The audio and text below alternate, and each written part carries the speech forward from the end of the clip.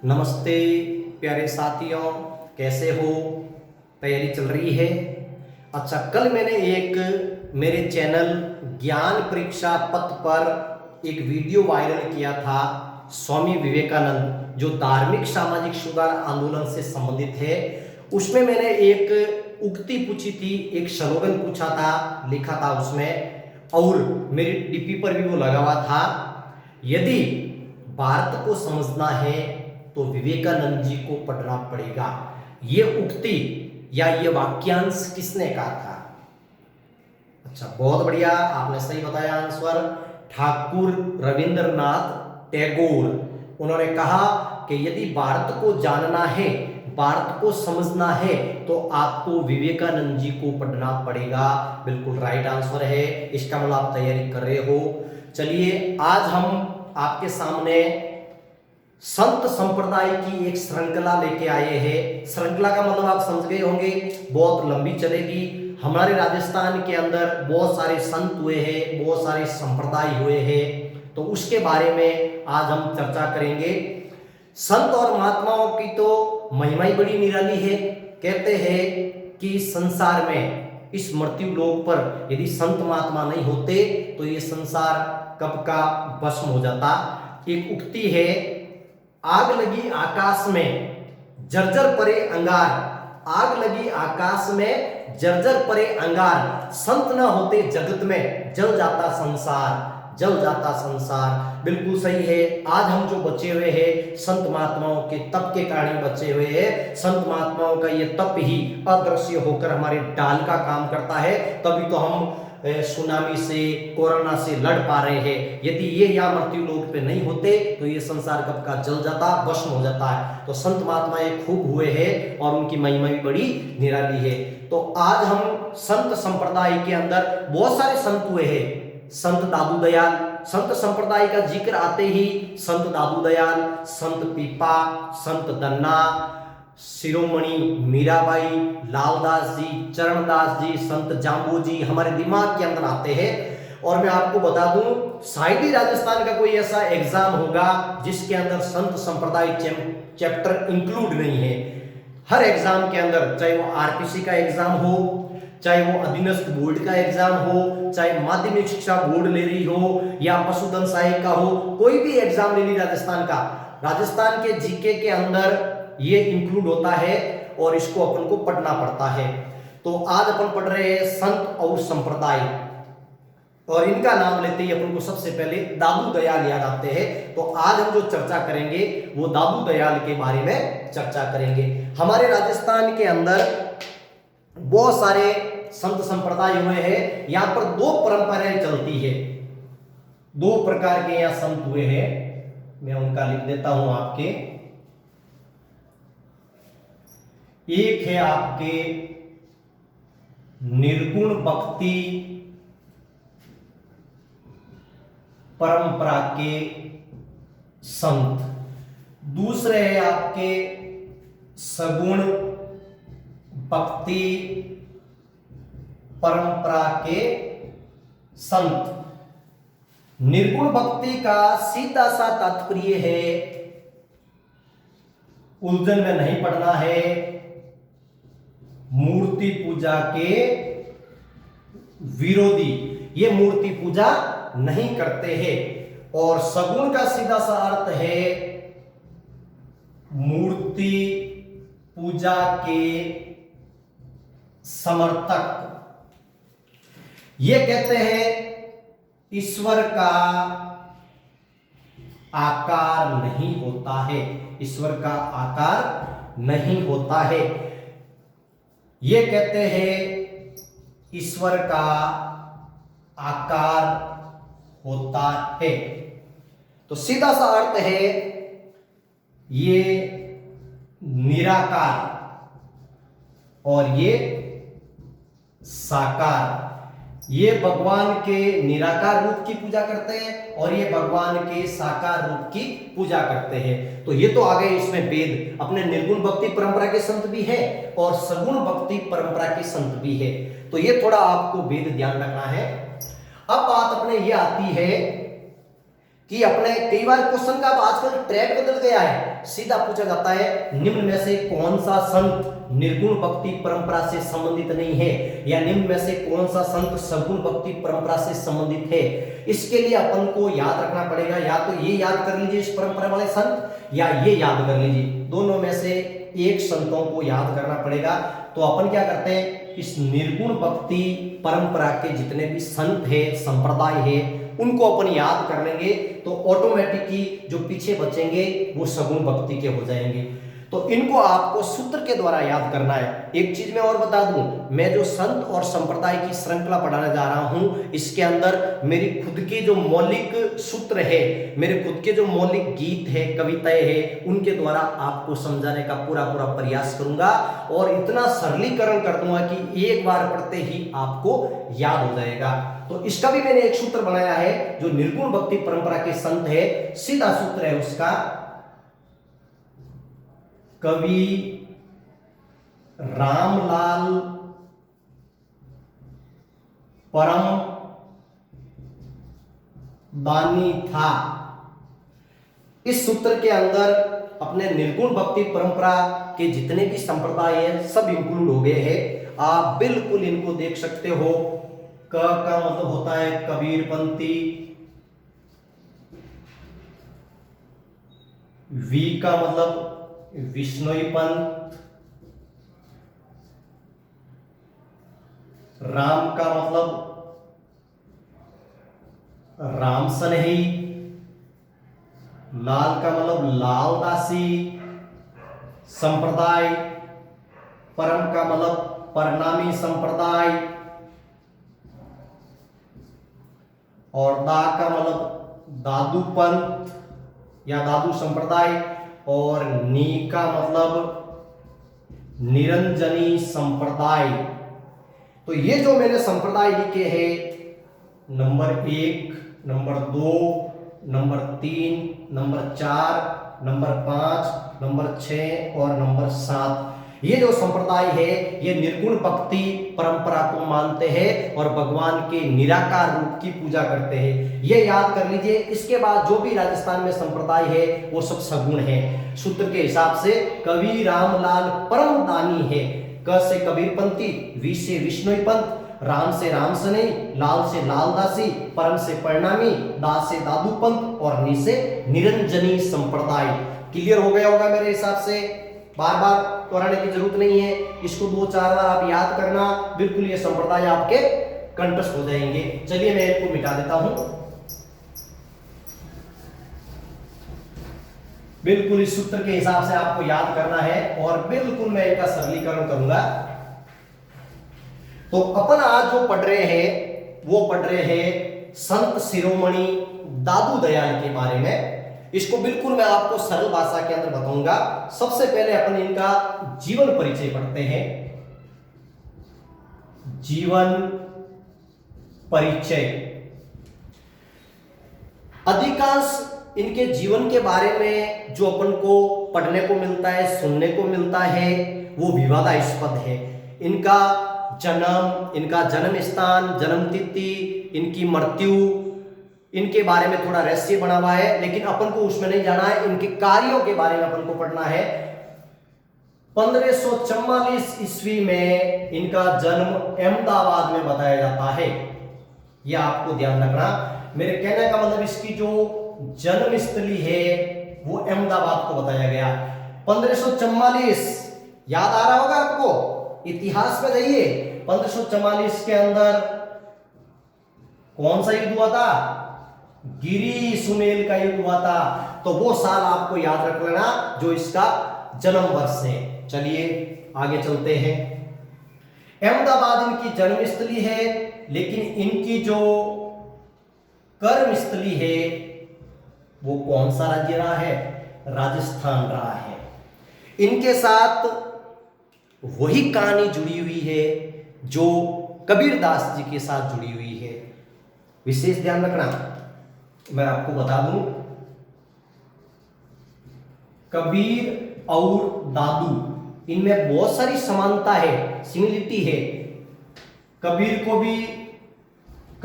भी इनकी मां ने त्याग दिया, इनको भी इनकी मां ने त्याग दिया, लोक लिहाज के डर से। कबीर को भी त्यागा गया, दादू दयाल को भी त्यागा गया।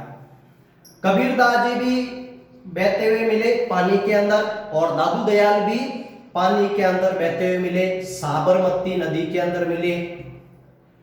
इनका पालन पोषण एक ब्राह्मण दंपति करती है और इनका पालन पोषण एक जुला दंपति करती है। ये भी निराकार ईश्वर को मानते हैं, ये भी निराकार ईश्वर को मानते हैं। निर्गुण भक्ति कबीर ने की थी, निर्गुण भक्ति इन्होंने की थी। इनकी भाषा सदुकड़ी थी, इनकी भाषा भी सदुकड़ी थी। ध्यान रखना, ये दोनों का बिल्कुल बिल्कुल बराबर चल रहा है। इस कारण इस दादू दयाल को राजस्थान का क्या कहा जाता है? कबीर कहा जाता है। कई बार क्वेश्चन आता है, सरल भाषा व विचारों के कारण राजस्थान का कबीर कौन कहलाता है? दादू दयाल कहलाता है। क्लियर? कोई रटने की जरूरत नहीं है। तो इस कारण इसको कबीर कहा गया है। हाँ, अब देखिए, अब ये राजस्थान के अंदर सबसे पहले सांबर आते हैं। ध्यान रखना, सांबर के अंदर क्या करते हैं? सबसे पहले जो अपने उपदेश देते हैं वो सांबर के अंदर देते हैं 1568 के अंदर। कई बार क्वेश्चन आता है, दादू दयाल ने अपना पहला उपदेश कहां दिया था? सांबर के अंदर दिया था। और सांबर के अंदर ही दादू पंथ की स्थापना होती है 1574 हल्दीघाटी युद्ध से 2 साल पहले। विशेष ध्यान रखना, जब दादू दयाल सांबर आए, ये सांबर जयपुर के अंदर है, ये पूरा का पूरा आमेर रियासत के तहत आ रहा है। उस समय आमेर के शासक मानसिंह प्रथम थे। कई बार पूछा जाता है, ध्यान रखना। तो सांबर में अपने उपदेश दिए और सांबर में ही अपने पंथ की स्थापना की। इन्होंने जितने भी उपदेश दिए हैं वो कौन सी भाषा है? सद्दुकड़ी भाषा। फिर भी यदि आपको समझने आए तो इसकी जगह आपको मिल सकती है डुंडाड़ी भाषा। स्थानीय भाषा में वहां के लोग इसको समझ सके, इस कारण इन्होंने डुंडाड़ी भाषा के अंदर अपने उपदेश दिए। ध्यान रखना, आमेर का जो प्राचीन नाम है वो डुंडाड़ी है और डुंडाड़ के अंदर जो भाषा बोली जाती है वो डुंडाड़ी है। तो सद्दुकड़ी या डुंडाड़ी एक ही है और अपने उपदेश दिए। इनके उपदेशों का जो संग्रह कहलाता है वो दादू दयाल रा दूहा, इस नाम से संग्रह है। आप विशेष ध्यान रखना, जो डुंडाड़ी भाषा के अंदर है। चलिए आगे चलते हैं। इन्होंने जिस पंथ की स्थापना की थी उस पंथ के लोग विवाह नहीं करते हैं टाबरों का, बिल्कुल अविवाहित रहते हैं। विशेष ध्यान रखना, इस संप्रदाय के लोग विवाह नहीं करते हैं और अपनी पीढ़ी को आगे बढ़ाने के लिए टाबरिये को क्या लेते हैं? गोद लेते हैं, ताकि इनकी पीढ़ी या उनका पंथ आगे बढ़ता रहे। एक विशेष बात ये। दूसरा, शव या लाश को जंगल में खुला छोड़ देते हैं। पशु पक्षियों के खाने के बाद जो शेष बचता है उसको दफनाया जाता है। इसके पीछे इस पंथ की मान्यता है, मरने के बाद भी ये शरीर दूसरों के काम आना चाहिए। जीते जी तो आता ही है, मरने के बाद भी आना चाहिए। इसलिए लाश को जंगल में खुला छोड़ देते हैं और पशु पक्षियों के खाने के बाद जो बचता है वो दफना दिया जाता है। अब चलिए, इस दादू पंथ के पंच तीर्थ और दादू पंथ की पंच शाखा, यहां से कई बार क्वेश्चन होता है अपने, विशेष ध्यान रखना। तो दादू पंथ के अंदर पंच तीर्थ कौन कौन से हैं जो दादू दयाल से संबंधित रहे हैं? सबसे पहले ध्यान रखना, कल्याणपुर। यदि आपको ऐसे याद नहीं होता है तो इसका एक अपने पास सूत्र है,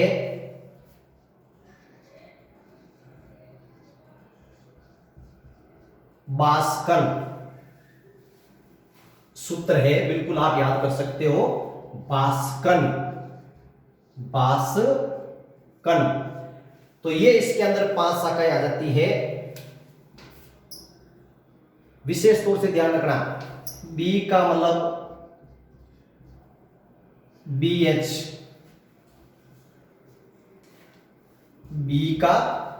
BH का मतलब बराना, विशेष ध्यान रखना, पूछी जाती है।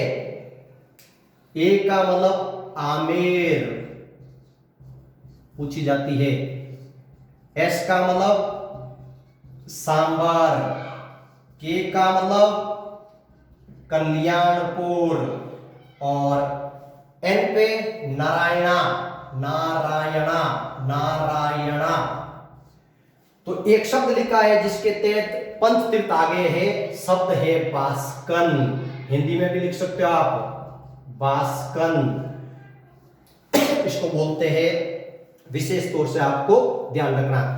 फिर भी यदि आपको याद नहीं होता है तो इसका एक और सूत्र मैंने बनाया है, दादू सांबर बर आना कल्याणपुर, दादू सांबर बर आना कल्याणपुर, सांबर बराना आमेर नारायणा और कल्याणपुर। तो ये हो गए इसके पंच तीर्थ जो दादू दयाल से संबंधित है। चलिए अब इसका जिक्र करते हैं पंच शाखा। ये दादू पंथ आगे जाके 5 शाखाओं में बढ़ गया था। तो ये जो पंच शाखा है उसका भी मैंने एक सूत्र बनाया है, आपको याद करना है, याद हो जाएगा, जिसका सूत्र है खालसा विना खाकी उतार दे, खालसा बिना खाकी उतार दे। बिल्कुल इजी है। खालसा नंबर 1 शाखा, वी का मतलब विरक्त, ध्यान रखना, ना का मतलब नागा, खाकी का मतलब खाकी और उतार दे। कितनी हो गई? नंबर 1, नंबर 2, नंबर 3, नंबर 4 और उतार दे मतलब उतरा दे। ध्यान रखना विशेष ये खालसा जो इसकी शाखा है जो अब वर्तमान में नहीं है। नागा ये एक ऐसी शाखा है जो बाद में हथियार धारण करती है, और जयपुर के शासक स्वाई जय सिंह और जोधपुर के शासक मान सिंह का सहयोग भी करती है और हथियार रखती है। खाकी ये अपने शरीर पर शमशान की भस्म लगाती है। उत्तरादे ऐसी शाखा है जिसने उत्तर के अंदर इस दादू पंथ का प्रचार किया था, और विरक्त जो इस दुनिया से विरक्त रहते हैं, जंगलों में रहते हैं, ऐसे करके ये इसकी पंच शाखाएं हैं। अब आगे चलिए, अकबर से भेंट हुई थी इनकी, अकबर से भेंट हुई थी 1585 के अंदर। याद रखना फतेहपुर सीकरी के अंदर, फतेहपुर सीकरी के अंदर अकबर के कहने पर फतेहपुर सीकरी गए, 40 दिनों तक आध्यात्मिक चर्चा करते रहे। कई बार पूछा जाता है अकबर के कहने पर, अकबर के कहने पर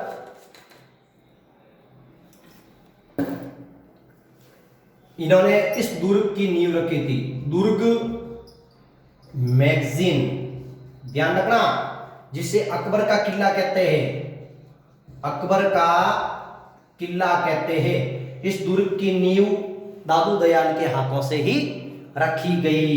ये क्वेश्चन भी कई बार आता है। अब आगे चलिए, इनकी शिष्य मंडली कई बार पूछा जाता है, इनकी शिष्य मंडली के बारे में। 152 इनके प्रमुख शिष्य थे, जिनमें से 52 और भी मुख्य थे। 152 तो थे, जिनमें से 52 मुख्य थे, और बाकी वाले जो 100 है वो एकांतवासी थे और 52 इनके आसपास रहते थे। ये 52 स्तंभ कहलाते हैं। ध्यान रखना, गरीबदास जी, मिस्किन दास जी, सुंदरदास जी, रजब जी, ये सब इनके शिष्य मंडली के अंदर आते हैं। फिर आगे देखिए, उपदेश इन्होंने सदुकड़ी भाषा में दिए थे। इन्होंने ब्रह्म संप्रदाय की स्थापना की थी। ब्रह्म संप्रदाय की स्थापना की थी। ये भी कई बार क्वेश्चन आता है, मिटा दूंगा ये भी। चलिए अब इनको याद करने का जो ट्रिक है वो देखिए। एक इनका जो एक तो समाधि स्थल का पूछा जाता है, विशेष ध्यान रखना। एक इनका सत्संग स्थल पूछा जाता है, सत्संग स्थल। समाधि स्थल है दादू खोल, समाधि स्थल कहलाता है दादू खोल। और सत्संग स्थल जो कहलाता है वो कहलाता है अलख दरीबा, विशेष ध्यान रखना। और एक ये जो शब्द बोलते हैं आपस में अभिवादन का, सत्य राम, सत्य राम। ये तीन चीजें आपको विशेष तौर से याद करनी है और याद हो भी जाएगी आपको। चलिए इनको मिटा देता हूं मैं। हाँ अब देखिए, अब मैंने एक गीत बनाया है, उस गीत के माध्यम से आपको दादू दयाल पूरा का पूरा याद हो जाएगा। गीत का शीर्षक है कबीर बनाना, शीर्षक है कबीर बनाना। कबीर का अर्थ होता है महान बनाना, विशेष तौर से ध्यान रखना। तो इसकी 8-9 पंक्तियां मैंने गीत के मार्फत बनाई हैं, उसके तहत आपको ये याद हो जाएगा। अहमदाबाद से सांबर लादूं, अहमदाबाद से सांबर लादूं, विशेष ध्यान रखना। ब्रह्मानंद को गुरु बना दूं, ब्रह्मानंद को गुरु बना दूं, विशेष ध्यान रखना।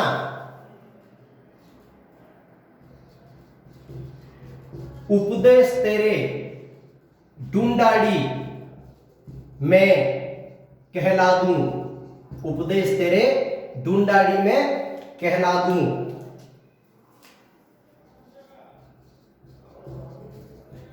गुरु ज्ञान से मोक्ष करवा दूं। पांचवा मैंने लिखा है अलख दरीबा का मार्ग दिखला दूं।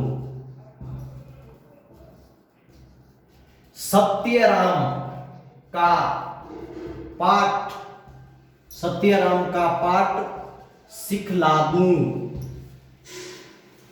सातवां मैंने लिखा है